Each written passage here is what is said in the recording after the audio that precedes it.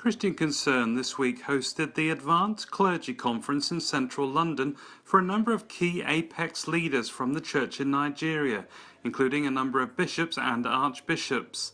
Looking at the topics surrounding gospel engagement with culture and public life, a number of significant speakers highlighted the challenges we're facing in the UK and how they can be addressed in Nigeria. Identify the issues in Nigeria.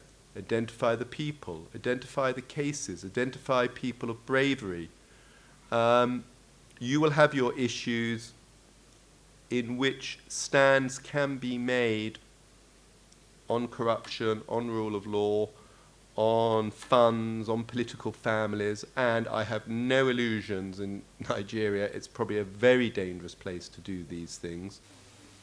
Now I'm going to talk of the state of our nation here in Great Britain, really so that you can draw parallels with it in your own situation, to understand how we have lost the gospel in the public space and how that has happened very quickly. It's happened in my lifetime. Any nation is a reflection of the church within it or the lack of it. It is the church that is the answer. We are the answer. We are the ones that God is looking for.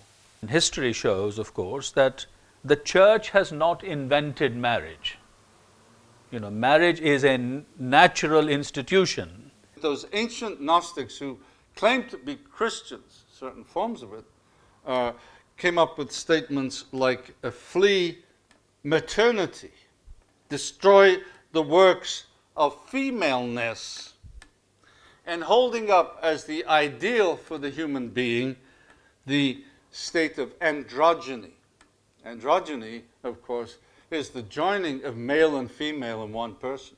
It's such a confused world that is totally aloof from the love of God in Christ Jesus. What I see around is a world of hate rather than love. I will not know the issues that you necessarily have, but I would say capture the moment.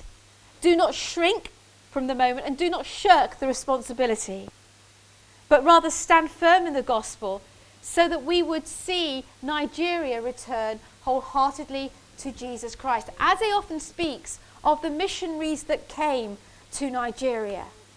And from that he has his ancestors had the gospel and he has the gospel. And how his heart now laments that he returns here to find a nation that has given up on the gospel.